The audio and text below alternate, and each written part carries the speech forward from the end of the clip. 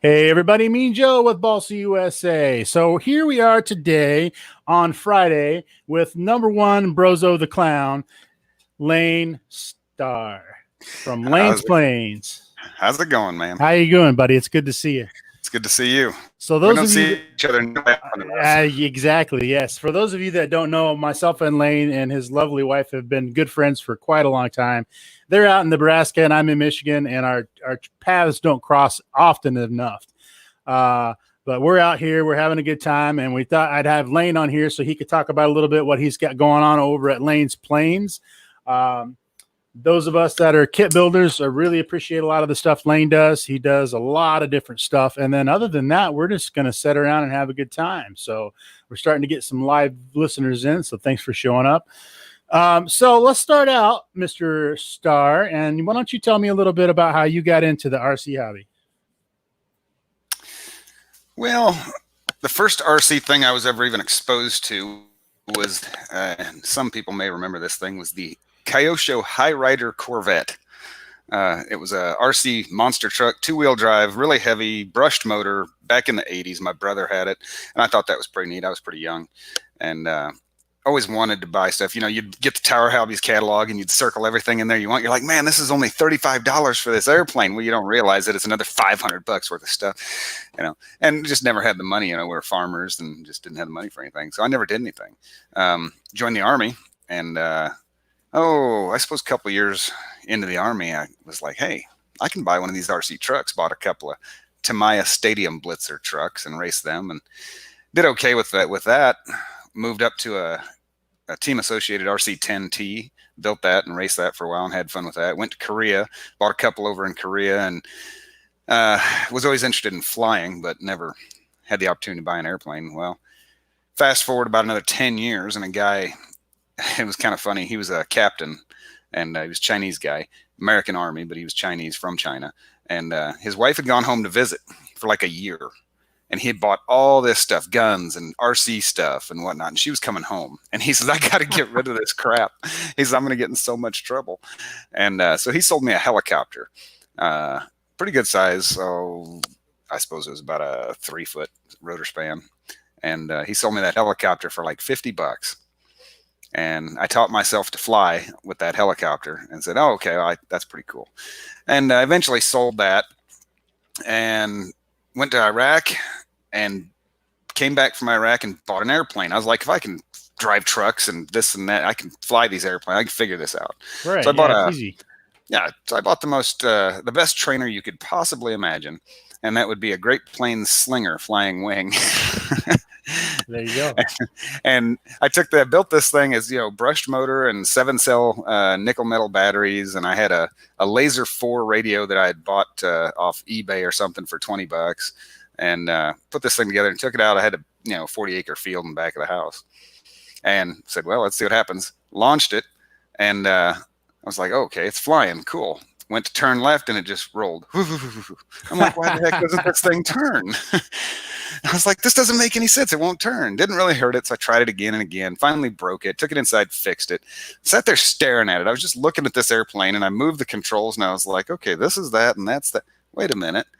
The airplane's up. If it's sideways, up is now that way. I was like, I got this.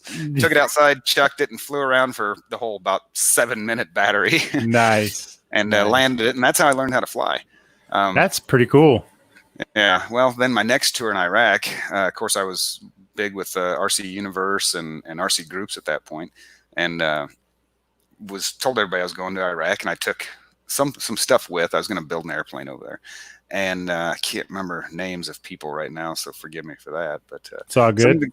Some of the guys got together and sent me a Zaggy Taz, which was a brushless 48-inch flying wing. They sent me the airplane, the motor, the battery, everything I needed. I had my own radio. Yeah, and I built that in my room in Afghanistan, or in Iraq. That's when I was in Spiker.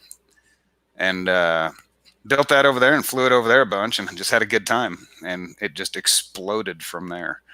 Very cool. Yeah.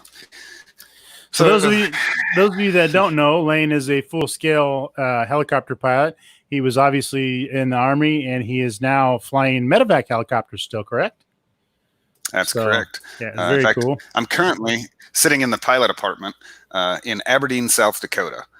I fly for I fly for a Vera hospital in Aberdeen, and we've got hospitals in Minnesota, Michigan, Nebraska, South Dakota, North Dakota, all over the place.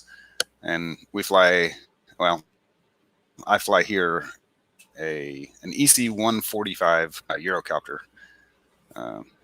engine IFR. It's a mean machine. It's very cool. Should have had that pulled up already. I've got pictures of that stuff on here so they can see. So fast forward to us. Myself and Laine, we had talked a few times actually. This is how we kind of met. Laine was a regular guest and host on Crashcast for Michael Crash Hancock did, and Laine was on there for years, and we kind of got to know each other through that. And then we showed up, started talking more, started hanging out more, and we both showed up in Michigan. I'm going to share. I don't know if that's the current. That's got to be the current one. Let me share that real quick. So share screen, just so people can see. There's Laine, all set up to go. I'm assuming that's the same one, right? Yep, that is 145 Sierra Delta, and that's me and Joel Dernberger. We flew into where did I go into? St. Paul, Minneapolis. It says, yeah, Minneapolis.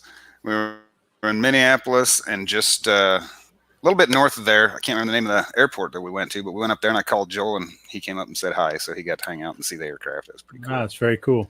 So yeah, we'd been hanging out. Coolest pen I've ever seen too. What is it? Hang on. He gave me a pen. Now this thing, it's a pen. It's in my flight suit, but it's got a ruler, a level, and like, I don't know, 6 different things. I know, and a screwdriver, all in a pen. That's cool. It's the coolest thing I've ever seen. So I carry it in my flight suit. That's cool. Yeah, I got a pen in my truck. That's called a ballistic pen, so you can break glass. You can and all that kind of stuff. That's the coolest pen I have. But that sounds way cooler. Very cool. So yeah, we kind of been hanging around on Crashcast. You know, I got to know the guys over the years. And we showed up we said, hey, we're going to this event here in Michigan. It's over at Walters RC Park. It's new. I believe they were calling it MEF at the time, Midwest Electric Fun Fly. And we went out there and we just had an absolute ball. And really, honestly, that's probably the only time we've got to spend a lot of time together. We were out there for almost close to a week. We stayed out there because they came into town early. They were going to another event in Ohio, and so they stayed off there at Walters RC, and that only being a few minutes from the house. I drove up every day, and we had a ton of fun. First thing we did is we rolled out. Laine says, "Come here, you got to come build one of these." So we did a foam CUDA right on the spot, and we're pulling parts out of boxes, and here, try this, try that, you know. And I want to tell you what, we had an absolute blast with those foam CUDAs. we probably sold 20 of those things because we were out there doing formation flying, and we're like this, inches apart, going up, doing hammerheads, doing all this stuff with them, and it was an absolute blast. So I actually forgot a part of the story. What was the other event we went to where me and you went into town to fuel for the generator and freaking tornado basically came through? Same event. Yeah, that was MEF. It? Okay. Yeah, that was MEF. There was 2 of them that we were at together. I don't remember what. It was the first MEF that we went to was the first one, and that's when Crash was able to make it up. And I skipped this part of the story because it's a great story. So, Jack, that actually might be part of the plan. Jack says we need to do this together more often. We've been talking, so stay tuned. I don't want to give too much away, but we're already working on that. So we're at MEF, and we're having a blast. Laine just finished, I believe it was I'm looking to see. I think it was the 26-inch CUDA. That's the one that's really super fast, correct? Yes. Yes. Okay, so Laine's like, here, you got to come fly this airplane. I'm like, cool, no problem. Let's do this. And just so you guys know, if you've never flown a Laine's plane CUDA, and I'm going to bring up the screen for it just so you can see it real quick, so it makes sense, and then we'll come back over to the screen in a second, so you can talk more about it. That right there is the Laine's plane CUDA, and if I'm not mistaken, that's the actual one we're talking about. I think that's the one that was no, it was in that color 35 scheme. inch. Yeah, you flew a 26-inch. It was half of that one. Yeah. It was the Paracuda in that picture. You flew that one with 26-inch wings. Right. That's it. Okay. So we get up there, we get all set. Laine's like, here, just do this. And I take it off. And anybody that's ever flown with me, Joe, knows me, Joe takes it, because that's the first time I've flown. I took a second. I wasn't really getting crazy with it at first. I'm flying it, getting the hang of it, seeing what it does, knowing how it feels. And then I put the gas to it. And this thing is probably what, Laine, 120, 130 mile an hour? That one was 125. Yeah, so 125 miles an hour. And I come down from the left to the right, and I get the wings level, and I hit it. And as soon as I hit it, it goes from 50 to 125 that fast. I mean, the length of the field, and it's cooking. And I pull up, and as soon as I pull up, Laine's transmitter goes beep, beep, beep, beep, beep, beep. You got to land it, dude. You got to land it right now. Land it right now. It's got to land right now. You got 5 seconds. So I chopped the power, brought it down, hammerhead, brought it into the field, and greased it. And as soon as it touched the ground, the transmitter shut off. It was amazing. Yeah. Normally, I hand people an airplane with a dead battery. In your case, I handed you an airplane with a dead transmitter, and boy, that thing would have just been destroyed too. So oh yeah, I'm telling you guys, if you would have been there, it was amazing. My heart was pounding. Joe brought that thing in, and I mean, it was perfect. It died. In fact, it was still moving when it died. It slid. Yeah, it was sliding. It was sliding. I just figured out how to see the comments here, and I just figured out how to see the comments. So everybody that said hi, and right. I don't know how to type in there, so I'm not there. That's all good. Hi is good enough. They're getting it. Yeah. So yeah, that's probably one of my all-time favorite RC stories was that event. We had so much fun. And then we broke out the next year, we broke out the foam CUDAs, and that was a ball. Because I made mine out of one. I believe he had one that was an offcut. It was something wrong with it. So we just built it and we flew them. Laine put his paint job on it quick, and we were cooking. It was awesome. We had a blast. So, and that's what this is all about. Now, we handed those off. We handed those off to what was it? Jace Dusa and his dad were flying it. Yeah. John. Yeah. And the funniest thing is, I mean, they're obviously pretty good pilots. Jace isn't quite up to our level yet. Well, of course not. No. Yeah, he'll get there one day. That kid's amazing. Anyway, we handed the foam CUDAs to them, and how long did they last? What, 15 seconds? Yeah. And they piled them into the ground. Yeah. So we fixed them and sent them up with them again, and finally they got them figured out, and they just had a blast with them too. That was pretty cool. And of course we had to play that up. If we gave them back, we had them fixed. We brought them back to them. It's like, well, do we need to put the trainer box on? We had to play up the whole thing where they had lasted about 15 seconds with these airplanes. It was fantastic. So yeah, that was a lot of fun. So I want to jump over to Laine's stuff here, and then we're going to start looking at the chat and just having some fun. So those of you that aren't familiar with what Laine does, Laine's got several airplanes. He's got the CUDA line. If you like fast and you like fun, the CUDA is the airplane to go. I have got to get one to build. I need to build a 26-inch because I want the really fast one. Got the Paracuda, the Night Flyer. This thing, you know what? He tried to hand me the transmitter on this, and I said no. And the reason being is that because when it's dark out, all you see is these lights. That's it. That's all you see. You don't see it because it's so fast. All you see is the lights. And I'm like, no, Laine, I'm not flying that airplane. He's like, no, come on, you can do it. I'm like, no, I'm not flying that airplane. It's too fast and it's too hard to see. But cool thing about this airplane is he's actually got, and I might be wrong about this, so let me flip back on the screen. I'm pretty sure it's the door light from a was it Hellcat? Well, just from Joel Dernberger, the guy that was in the picture with the helicopter with me, a couple of years ago, I said, I found these lights that they put in the bottom, you drill a hole in the bottom of your door in your car, and when you open the door, it shines down whatever you want on the ground, and it's kind of cool.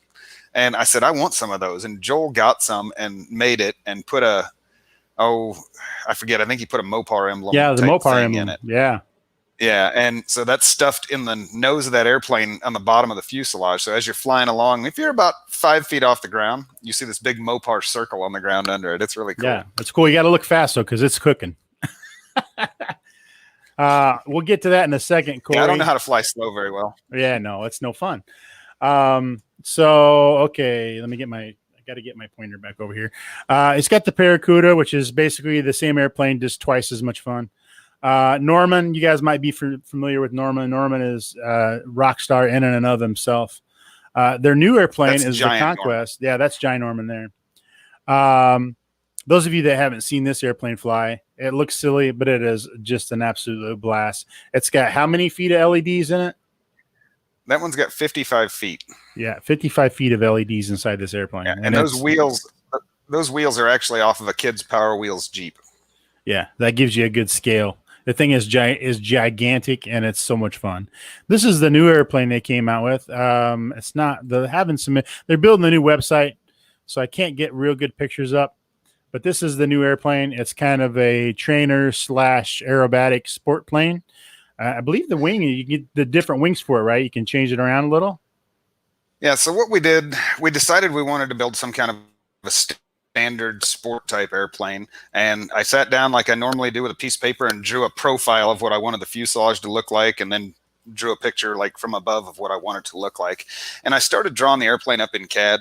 And if you know anything about me, I have the attention span of a 3-year-old, first of all, especially when I'm sitting there working on a computer. And so I called Joel and I said, Joel, this is what I'm working on. This is what I've got. And basically I sent him a drawing on the computer of the outline of this airplane and sent it to Joel. And I think it was like, I don't know, 4 weeks later, he sent back a complete cut file for a kit. The guy is an absolute, he's a whiz. He's just amazing. 3-dimensional drawings and the whole spiel. If you download the instruction manuals on my website, just click on them once and look at them, and you'll see the work that Joel does. He is phenomenal with this stuff.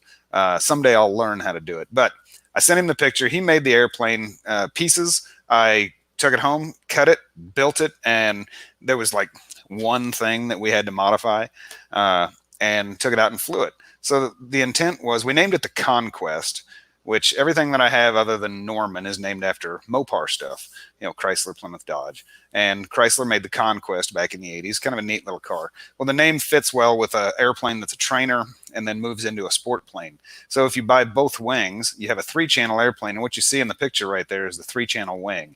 It's got a little bit of dihedral, and then you're just flying on rudder and elevator. And it flies like a 3-channel airplane, but it flies really well. And it's a tail dragger, so it's kind of interesting. Then you can just pop the canopy off, take that wing out, stick in the aileron wing, which is a no dihedral, just a flat, semi-symmetrical. Actually, it's a flat-bottomed airfoil. And plug in your servos, and you're off flying with a 4-channel airplane. So it's kind of a neat kit. I think it took me 6 hours to build the entire first prototype. So you can, and that was both wings. So the entire fuselage, tail section, wings, both wings, all in 6 or 7 hours, one day. Very, very easy airplane to build. Real low parts count, and it's fairly lightweight for what it is. But 56-inch wingspan. It's not extremely fast. It's not extremely slow. It's not extremely agile. It's not extremely, docile. It's just kind of right there in the middle of everything. It's a great airplane to play with. So we have a good time with it. Yeah, it's very cool. I was actually scouring while you were talking. I was scouring the Facebook over here looking for other pictures of it, but I don't see any on here. If you look on the photos on Laine's Planes Facebook page, I didn't think about that. Yeah, there should be pictures of Joel. He built one. His is orange, and once again, the way Joel does things, his covering is flawless. I mean, the guy, he just blows my mind with everything he does. I'm like, would you quit making me look bad? But he also makes me look good by helping with these airplanes. So yeah, Joel Dernberger, he's a great guy. Here we go. This is what I'm looking for. I was on your Facebook page trying to find pictures. I didn't think about that. let's do it this way. This will be much better. So now that we've, me and Joe's got his collective poop in a group, here we go. This is what we're talking about right here. It's a really unique fuselage design too. When you go, I think forward one or two, you'll see now where the landing gear mounts underneath there. But the intent was I wanted the plane to look fast when it was sitting still, and kind of that race plane look to it. So yeah, it looks a little bit. It looks a little with that profile. It looks a little bit like a Disney plane racer, like a some of the airplanes they did, the racers in that show. Kind of looks like that. It's very cool. Yeah, fun airplane. Mine, I have an E-flite Power 25 on it. I just stuck it on the front of it, and it's way too much motor for that airplane on 4 cells. But that's what's on there. Yeah, heck yeah. That's how we do a lot of stuff. Hey, I got an idea. How many times have you heard that? You got to say, hold my beer. So that's one of our favorite sayings. We get that all the time. We'll be sitting there, and Laine's beautiful wife, Christy, she'll just roll her eyes because she knows it's going to get silly and it's going to get stupid, and she's okay with it. So. All right, so let's get back over here to the other page because I wasn't done yet on that. All right, so those are some of the planes that Laine has. There's Baby Baby Norman. There's the foam Cuda. This airplane's a lot of fun. I had a issue. I hit a power line. I was playing around. Mine goes probably about 80. Right around there. It's not super, super fast, but it's still pretty fast. And I was cutting through power lines, and I was going through the power lines and doing a loop and then coming back through them on the other side. And I hit it once, and it broke the front fuselage right here at the wing. And just some hot glue, and she'll be back going. It's super simple. Yeah, didn't you take that one and knife edge it through a cornfield also? Oh, yeah. Yeah. Yeah. And it came out not a scratch. I also have the Rampage. I have a lot of fun with the Rampage. I've actually set the Rampage up with the FPV setup, and it's a great FPV platform. It's not real fast. It's really super stable. And I think we built that airplane at MEF2, if I'm not mistaken, Laine. It took us like 20 minutes. Yeah, There's just not much to it. It's just hot glue and some foam board. It's super, super easy. Great little FPV platform. I don't know what you need wing parts for. You should never break your Cudas.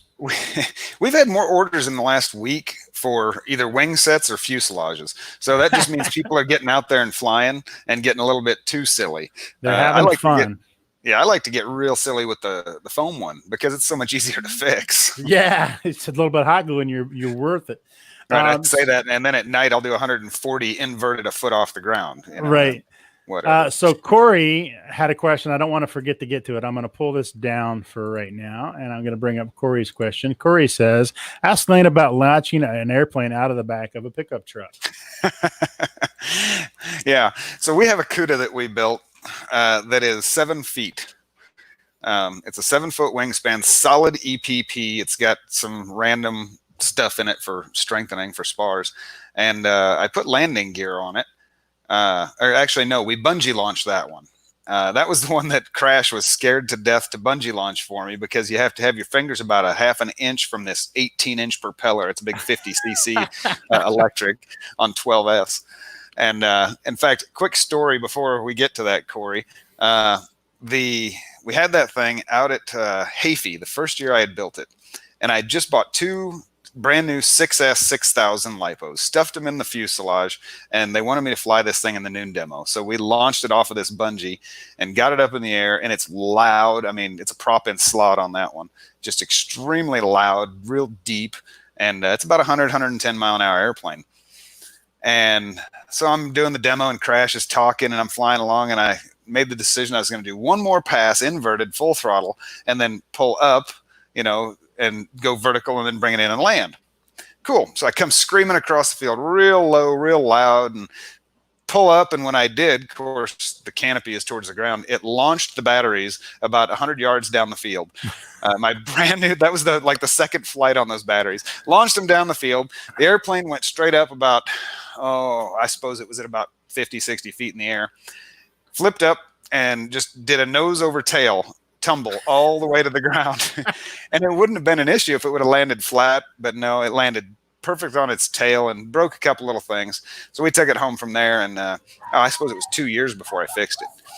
But I fixed it, took it out to my local field, and we didn't have the bungee out there, or we broke something. That's what it was. We ripped out the tow hook on it. So one of the guys, Travis, jumps in the back of my wife's pickup. I went and ran to her. I said, "Give me the keys." She's like, "Why? Don't worry about it. We got an idea." And took her truck. Travis jumps in the back of the truck with the airplane, and they go driving down the flight line at about, 25 miles an hour. And he throws this 30-pound behemoth airplane in the air, and I just romped the throttle and took off. And that's how we launched it. Nice. Yeah, and I can hear crash. I can hear crash totally. Laine, that doesn't sound like a very good idea. I could just hear it. Well, the very first time he was launching this thing for me, we've got this double bungee cord stretched to the limit. I mean, it's crazy. And his hands are sweaty because he's nervous, because his fingers, literally, you've got this much space behind that propeller to hold this airplane. It's about a half-inch thick foam right there. And I'm like, just hold it, Crash, and I'll tell you when to let go. And he's constantly wiping his hands off and gets a hold of this thing. And finally he lets it go, and I hit the throttle, and we're good. And he complained about it so much that I finally just taped a piece of carbon fiber back there, so you had something to kind of hold on to. But that's awesome. Oh yeah, Crash was great. Corey, the one that asked that question, that was Corey Luth, wasn't it? Yes. Is that? Yeah. So another quick story. Now let me tell you about Corey. Corey is one of the nicest guys I've ever known him since high school. He was good friends with my brother. He was a little bit older than me. So you're older than me, Corey. And Corey does some amazing work. I've seen him restore some airplanes for people and build his own. And just absolutely gorgeous. So a friend of mine named Aaron, he had this, it's a 33% Ultimate. Let's see, a 5.8 Sax on it, which is a 1-cylinder 95C thing, big old monster. And I wanted this airplane. And he says, no. Well, he come over one day and he says, "Hey, you still want to buy that airplane?" I was like, "Yep." He says, "How about $100? Okay. So he brought it back over, and I gave him $100, and I hung it up on the wall. Well, about 3 months later, Aaron died. And so, man, all my friends are dying. What's up? Am I old? But right. So Aaron passed away, and I've had the airplane for about 2 years, maybe 3. And I seen the work Corey did, and I said, "Corey," I said, "will you rebuild this airplane for me?" And I explained to him where it came from, what the deal was with it. And he said, "Absolutely." So Corey has my airplane right now. He's had it for a little over a year. And he won't show me pictures of it. He puts them on Facebook, just little snippets of the work that he's done. But this thing had been hacked together by who knows how many previous owners. And he went in and pulled out like 60 metal hinges out of this airplane and put in, some new modern hinges. I think he lost like 5 ounces just on hinges.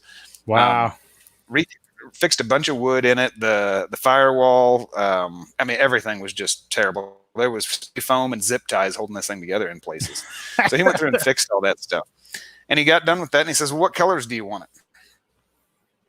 And I said, "I don't know. What do you think?" "I don't know." And he looked and looked, and I looked and looked. And finally I said, "I want it lime green and carbon fiber."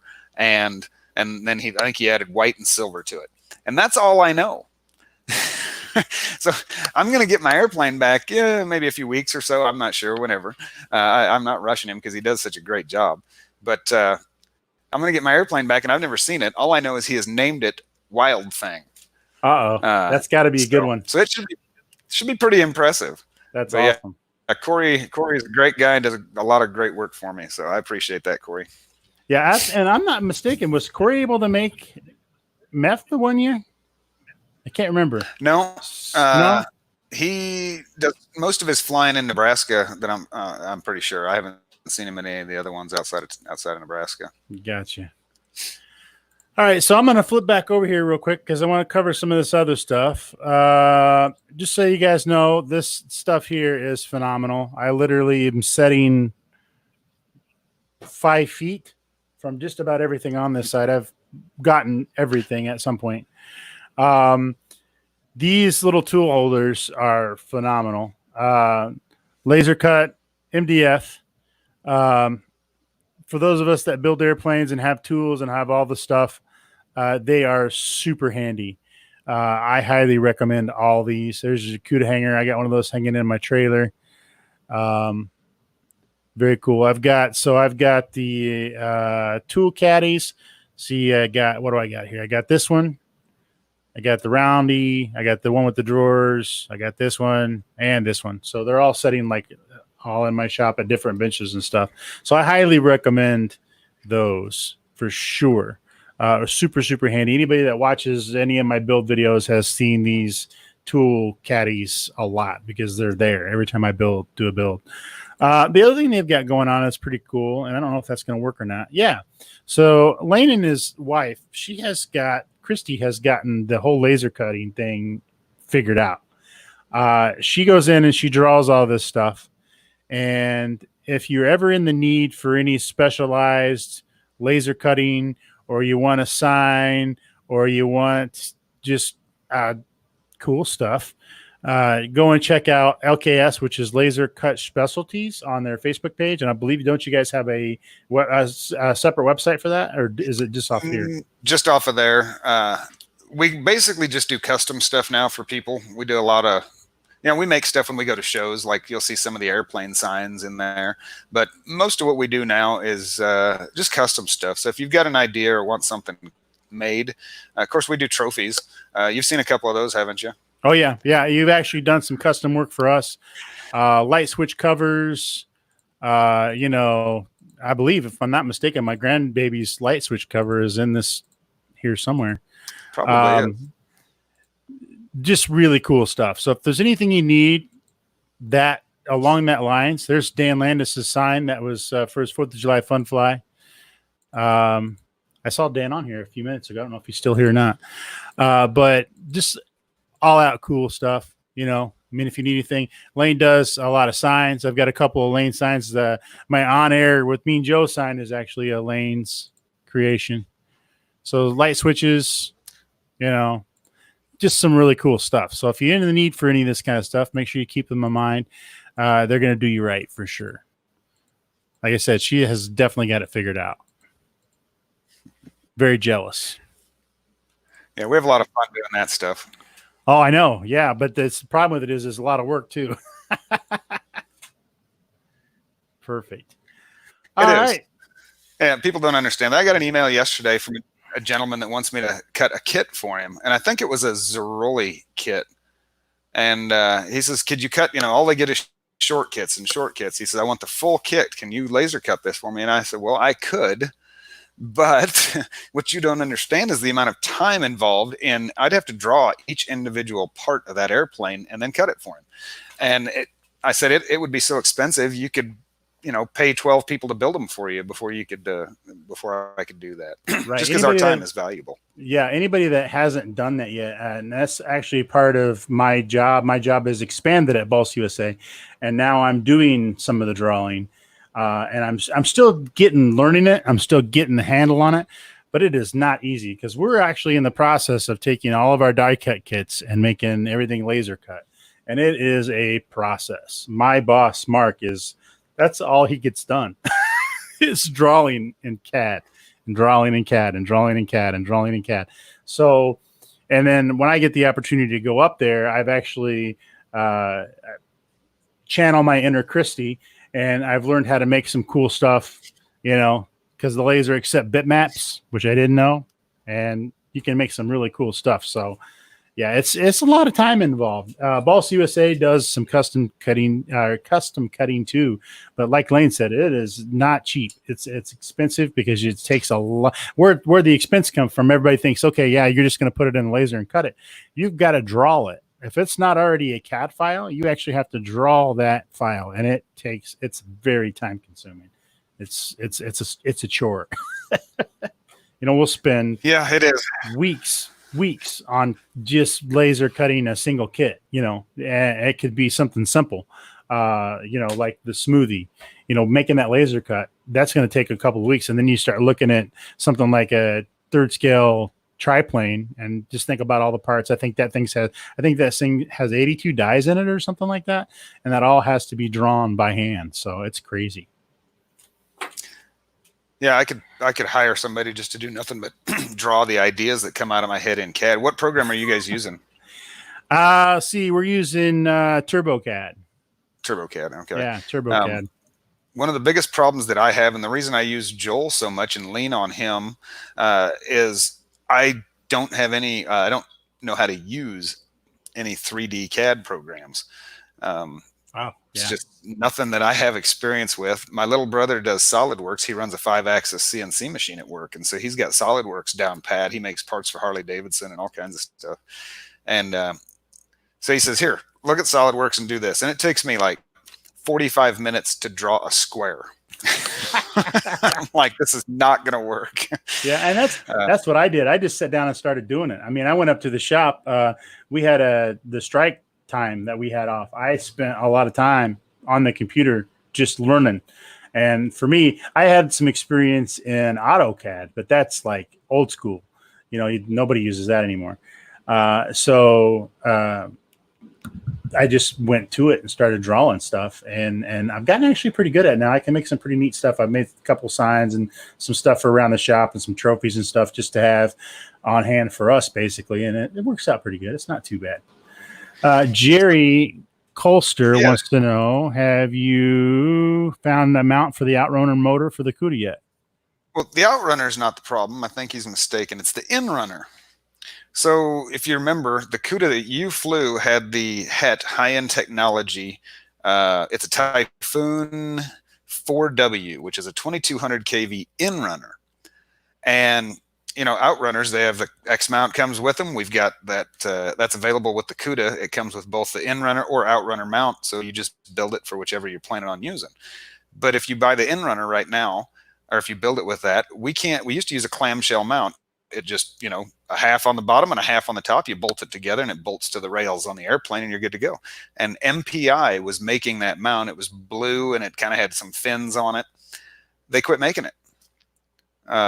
And we cannot find an Inrunner mount right now to fit what are those? What's the diameter of those motors? Oh, gosh. 28 millimeter, I think. Well, I think it's 28 millimeter, yeah. I think that's right. And we can't find a mount to mount a 28 millimeter Inrunner anymore. So if anybody has an idea, for love of God, send me a link at lainesplanes@gmail.com or send it to me on the Facebook page. Send it to Joe and he'll get it to me. We need a mount for 28 millimeter Inrunners. Yeah, very cool. So I like the Inrunners. People aren't used to those anymore. Everybody's running Outrunners, and they have been for a long time. So while we're talking, I'm just going to kind of skip through some of these pictures here. So this, for those of you that aren't familiar, this is the CUDA. It's a very fun airplane. Like I said, if you like fast and fun, that's the way to go. That's a giant foam CUDA, or no? That's a blue FO. That's an extra giant blue FO. Yeah, blue that's FO. Joel's design. We made that out of 1-inch foam, and I've had more fun with that airplane. It's just insane. It's a blast. Yeah, I have a blast flying the regular. I got the regular blue FOs right there, and I fly it quite a bit. A lot of fun. Yeah, I'll get you on that thing. Oh yes. It is amazing. There's just an example of the tool caddy there. Mine's just packed full of stuff. That's our Hard Luck Award right there Hard from Luck 2019. Award. Yeah, Hard Luck Award.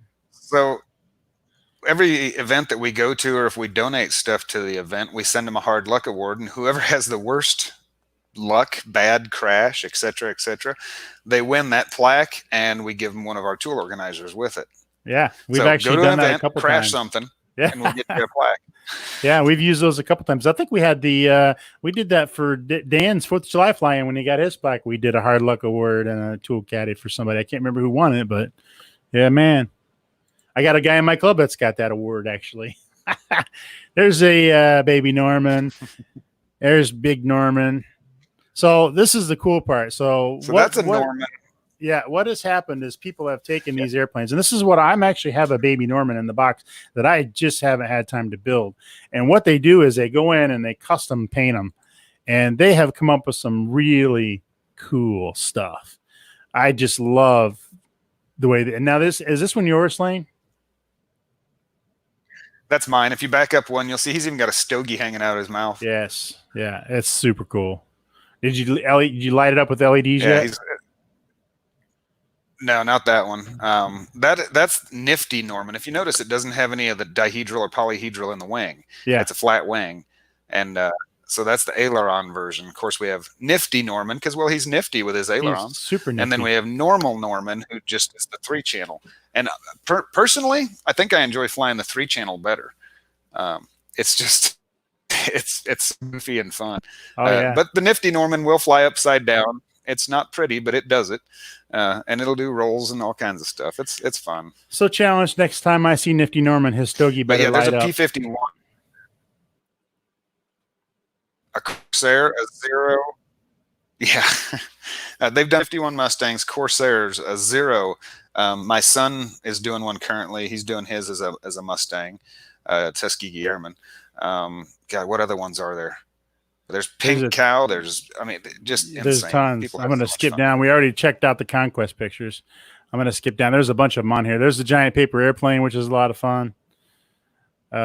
Some different versions of the CUDA. So those of you that are curious, the CUDA does come as a kit. You have to build this. So it's not a plug and play. It's not a find and fly. It is actual kit, and it is high quality stuff. I happen to know the wood is actually very, very, very, very high quality. So here's a Spitfire and just an ugly one. Some kind of Luftwaffe thing. Yeah. So yeah, those are both Canadians. P40. Yeah, isn't that Glenn? This one's Glenn's, right? Or is his the green one? Let's see. No, the blue one is Glenn's, and the other one is Not That Bill. Not That Bill, so right? You have Bill and Not That Bill. Yeah, Bill. And Bill has a Corsair. Yeah. So very cool. A lot of fun. You know, it's we're all barking up the same tree around here. A lot of cool. There's the better half right there, and I tell them all the time she is definitely the much better half, just like mine. Yeah, if you back up like 3, we even do full scale airplanes. That is that's for a 185, I think it is, Cessna, and we did all the panel work on that for him. Very cool. That's really neat. Something's ringing at me. Your phone's going off too. Mine's going nuts. Everybody send Joe a text right now. Everybody, if you have Joe's phone number, send him a text. That's actually my boss. He can wait. Yeah, he can wait. I know he'll watch this later and go, "What?" He's trying to FaceTime me. So, yeah, that's what happens. Here we go. Did you see that? Look, the ones above that is what happens when you crash a CUDA at 130 straight into the ground. That's Ginorman at night. And let's pull up the 120. Oh, yeah. Yeah, that'll happen. Only on 4S. My newest ones are on 6S. And we're doing about 106 miles an hour 6 cells with the 26-inch. Nice. Yeah, me and Joe needs to get one built. I keep talking about it, then I get busy and I forget. So very cool. So yeah, make sure here we go. These are the pictures I was looking for earlier. This is a picture I took at MEF that year. So, and that thing is a total blast. It's just phenomenal. You talk about an ambassador. You talk about an ambassador for the hobby. Norman is definitely an ambassador for the hobby because Laine gets Ginorman out and lights him up, and people come from all over to come see this goofy looking airplane fly. It's got a cowbell that rings when he flies by. You know, the kids just absolutely love it. So if you're doing like fun flies and stuff, it's got a bomb drop. Yep, bomb drop. We drop the little LED helicopter-y looking things that kids play with. We'll put about 50 of them in there and drop those. Yeah, And, you did it this year with drop light parachute. lit up ones. You did. They had like rainbow lights or something Yeah. in them. The helicopter things. Yeah, it's very, very cool. So if you're doing a fun fly and you want to have something that you can bring out and have the kids enjoy, that is definitely a fun airplane to fly. And Jai Norman is just a big ham. Yeah, very cool. I think that's. Oh no, that's not. I was thinking that was meth. Yeah. Very cool. All right, so Did you let see me the CUDA sitting on the hood of my CUDA? I didn't. Where's that at? Let's see. Scroll down a little bit. Yeah, right there, red. No, down. You went up. There's a foam CUDA sitting on the hood of a car. Go down just a little more. It's like teach the internet.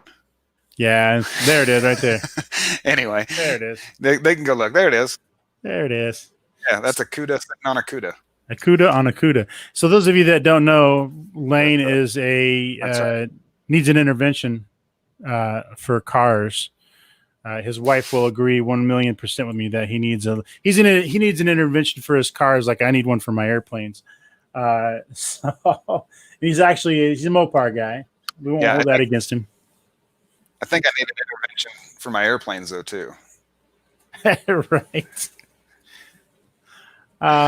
Cool. So let's see what other cool stories we have. I'm looking to see if we've got any questions over here. I don't see any questions on here anywhere.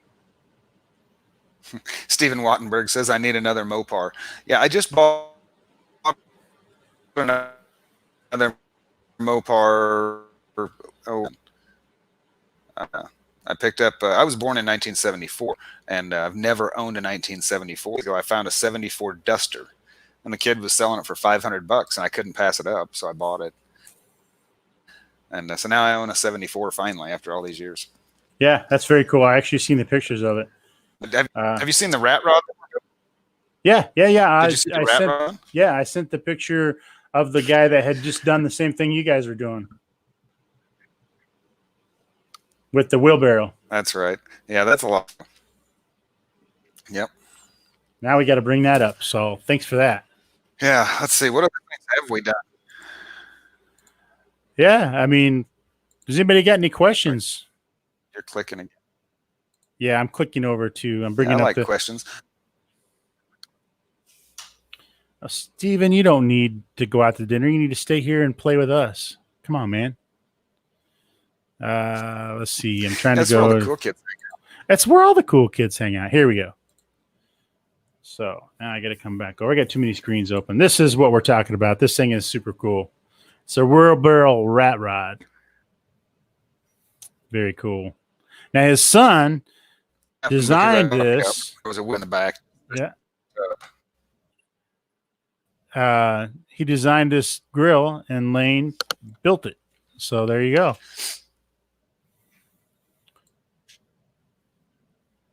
Actually, no. The 18-year-old designed it, drew it on the computer, and then the only thing I did was cut it. I cut it with my plasma torch, and then he put it all together. He did all the welding and whatnot. And there's Christy. She has to say vroom, vroom when she does that. Hi, Christy. But we built that thing, me and the boys, in about a week. Yeah, it's very cool. There's my grandson helping me build the engine for Christy's convertible. That's fantastic. But yeah, Dan Landis, he actually has flown a Norman. He said he needs a Norman, and he has actually flown one. We were at CEF, and we were flying in the noon demo, and I didn't have anybody to fly my airplane. And I said, so I went over and I said, Dan, I said, are you busy? He goes, well, what's up? I said, can you fly an airplane in the demo for me? He says, sure. I was like, I don't know if you can handle this one. I said, this thing's quite the handful. It's extremely fast and real agile. And he's like, okay. And then I showed him a 3-channel Norman. He's like, ooh, I don't know. so he flew Norman in the noon demos for me. That's very cool. So there wasn't any other pilots there that you could have got, because that's, I mean, not any good pilots. I said that because I know Dan's still here. I gotta give him a That's right. Dan's my other Bro-Tatoe Chip. He's such a good dude. Yeah, he is. I talked to Dan a lot. We need to get out to his place. Dude, it's like 4 hours for me. Get up here. We got to make it happen. We got to get together and do we some need flying. to get up there for his 4th of July thing. We've made him plaques, but we haven't been up there. Yeah, you got to do it. It's a ball. We have a blast. Me and Dan fly a lot together, so we need to get you guys to move out this way so we can hang out more. That's what needs to happen. Let's just get all you guys to move down closer to me. Okay. I got to move north. I'm not moving where it's cold. No, Right, it's exactly. cold up there, man. I know. This Aberdeen thing. I live straight west of you, don't I?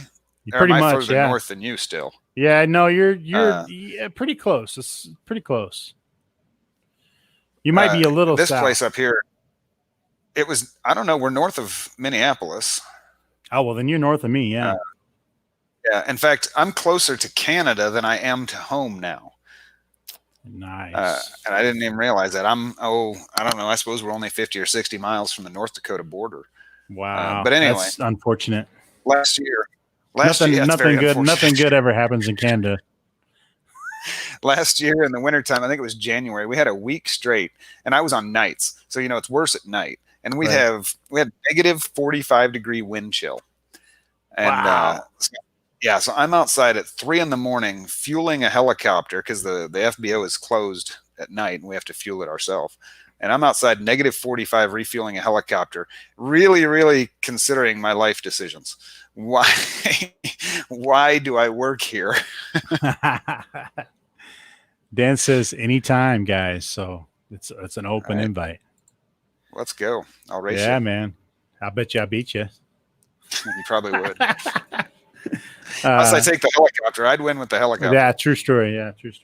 Yeah, so that's the plan. Is eventually, once I'm done with my real job, I will be moving. As much as I hate winter, I'm going to move further north. So, yeah. To where? Menominee, actually. To what? Menominee, but do. Is that like Monopoly's cousin? Yeah, that's where the shop is. Oh, so yeah. Dan says you can land the heli at the house. Come on up.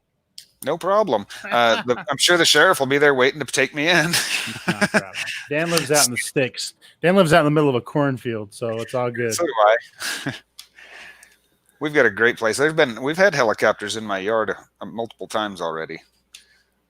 We had one land there not too long ago. It was New Year's Eve, and so we ran chili out to them. Nice. We were having a party at the house, so that's cool. Good times. And Christy, great chili. Oh yeah, Christy does everything great. Christy's amazing. She puts up with me. I don't know how. You know what? I got one of those too. It's amazing. I don't know how they do it. They should get medals. You should make them plaques. Ooh, we should do that. My wife already has a plaque that you made her. Hanging in the kitchen. What did we do for her? I had you guys do the anniversary plaque. Oh yeah, I remember that. So yeah, cool. Well, so what events are you going to this year, if we have any events? Well, a lot of the big ones that already was scheduled or have already been canceled. So I'm just kind of trying to play it by ear. I'm going to be going to a lot more competitions than I normally would this year because the big events aren't running. Right now, they've canceled, of course, Toledo, canceled Joe Naw, canceled Dawn Patrol. And then if they don't get their stuff together here shortly, a lot of the Warbirds Alliance stuff is going to have to be canceled. And there's a lot of stuff coming down. So I'm hoping that they can get some semblance of normalcy put back so that we can get to do some flying. So, because I'm ready. Well, I'm sure people don't see it enough on CNN and Fox News and all that. So how is this affecting your life, Mr. Mean Joe? Hey, this is the thing for me, man. And I hate this, I know it's a big bummer and it's a big bummer for everybody, but for me particularly, it's actually helping me get lots of stuff done that I hadn't had time to get done. This podcast thing being one of them. This is something that we had talked about for a couple of years now. And, just didn't have time to get anything put together and get it researched. Cause you know how I am, man. I'm not going to get into anything one-footed. I'm going to check it out. I'm going to look into it. I'm going to make sure we can make it work and before I pull the trigger. And that's basically what happened with this and projects. I've got 4 builds and 8 projects that I can see sitting right here. So yeah, it's all good. I walk into my shop and it's really difficult. Okay, those of you who know me, ADHD So attention deficit hyperactivity disorder. Okay, that's a thing. Trust me, it's a thing. Exactly. Like I said, I have the attention span of a 3-year-old. So I walk into a shop with 25 cars in there, and then there's 50 airplanes in there, and then there's the lasers and the computer. And what do? I go, well, you know what? I don't have enough to do. Let me just go ahead and design a. Let me go out and buy a car on the side of the road and bring it home. And exactly, I need to know. Mr. Mike Barbie, president of the National Association for Scale Air Modelers, says at this point they have not canceled the Nats yet this year. So I will be there. So here's a question that is perfect for Mike. Okay, so now I've got a theory, and that is that Giant Norman is an exact copy of Norman. Norman is the original airplane that I built. So that means that if Giant Norman is done like the original Norman, shouldn't it be considered 100% scale and be able to compete as a scale airplane? I think that's, it's actually a 200 or 300% scale. I can hear his head exploding right now. I should be able to enter that at the Nats, and it should be a ringer. I should win. You would win because everybody would be laughing so hard that they wouldn't be able to fly their own airplanes. Do you remember doing the one trick thing out at MEF? Oh yeah. Everybody got to go up and do one trick. So I took Ginorman. Now, Jace and all those guys are out there doing these flippy things and all that stuff. I took Ginorman, and it was a feat just to take off. But and I said, okay, here goes his trick, and I did a loop. Perfect. That's right. And they were on their feet for Norman. That's actually a funny story. That's the year that I think it's Cody. I can't remember the kid's name now. Where we were racing. No. He won one trick. He won. I know Tristan was there, but I can't think. I think it was Corey or Cody. I can't remember the kid's name, unfortunately, and I apologize for that. I should remember your name. But he was doing the knife edge pass. Remember? He was doing knife edge pass, and he was doing it with one of those AS3X bind and fly aerobatic airplanes, and it literally hit the ground, did a cartwheel, and then hovered it. Yeah. I tell you, it was some cool stuff. It was amazing. Tristan had that Rare Bear.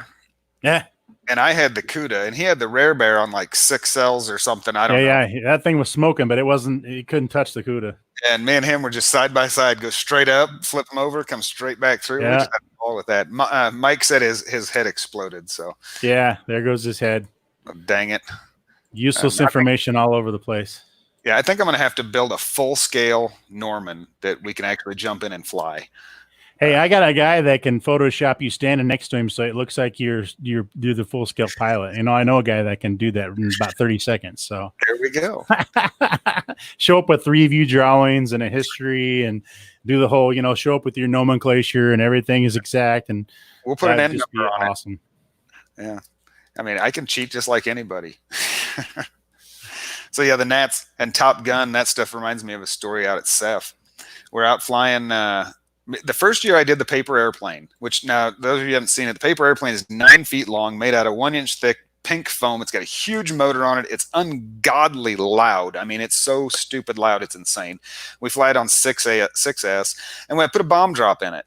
And we took those little helicopter-y things with the LEDs on them, and we were dropping them. But the thing is, with that airplane, you had to flip it upside down and then hit the switch to drop them. And it was kind of cool. And the kids were having fun with it. Well, the first drop that we did, everybody had come down there and was hanging around because they saw we had lights on this thing. And Kike and who's his partner?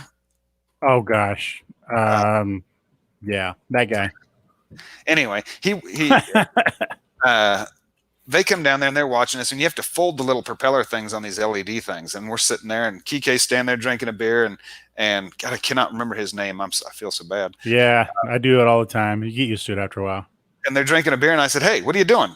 Get to work." And they're like, "Oh crap!" And Kike's down there bending these things and folding them for us, and we take them on, we throw them in this airplane, and we take off, and we drop them, and they fall out in the tall grass. And I'm like, now we got to walk out and get them. And is that the video of it? Yeah, that thing. It's so cool. So we're walking out there to get them, and Dave. Yes, Dave. Thank you, Mike. So Dave is out there with me, And he's walking out there with me, and we're talking about this and just laughing and having a good time as we're walking out to these. And I told him, I said, and I didn't know who Dave was really. I said, this is the cool stuff. I said, people don't remember, who won the Nats, and people don't remember who won Top Gun, and he goes, I did. I was like, okay, bad example. I said, the point is, people remember this stupid stuff that I do because I don't know why, because it's so insane sometimes. He goes, You're right. He said, this is an absolute blast. And we all just had a good time with it. Yeah, and that's the whole point, man. That's one thing that's because I get all wrapped up in the whole business of it and, the competing and all that stuff. But when we go to an event, we're there and we're having fun. And to me, those are the ones that do the same thing when I fly with Dan. We actually have a little bit of trouble because we do a lot of flying at Nats together, and we're horsing around quite a bit. So not as bad as myself and you, but me and Dan, it's the same kind of thing. As we're out there to have fun, and if I'm not having any fun, then I'm not doing it. So if you see me flying, what was the last airplane you flew? The last airplane I flew was probably the DR-1. The DR-1. Yeah. Okay. And how long ago was that? 4 or 5 months ago. 4 or 5 months ago. Before winter. It was like in end of October, I think. I don't even remember the last airplane I flew, and I don't remember when it was. Well, we got to get you out and get you flying, man. Yeah, I'm always at work. In fact, I work tonight at 6 o'clock. I'm supposed to be at work at 6 p.m. And the night pilot texted me just a minute ago. He's on his way back from Sioux Falls, and he won't be back until 6:15. Woo! There you go. Woo-hoo, 15 minutes. Yay! All right. Well, speaking of that, I think we've taken up enough of your valuable time. I know you still got to work tonight, so I want to thank you, man, for being on. You're always welcome. I think we seriously need to talk about doing a co-host thing on this. We'll get our ducks in a row and make this happen, I think. So I really appreciate everybody coming on. I see Lee on there. Good to see Lee. Lee was one of the Yahoos that hung out with us at MEF that year. Yeah. I really appreciate everybody coming. And I want to say a special thanks to my good friend Laine for taking the time to come and spend some time with us. We're going to have to do this some more often. So, dude, thanks for inviting me. Absolutely, brother. All the time. So, as always, I'm going to get this ready here. Thank you very much for watching. And happy building. Have a nice night, guys. See ya.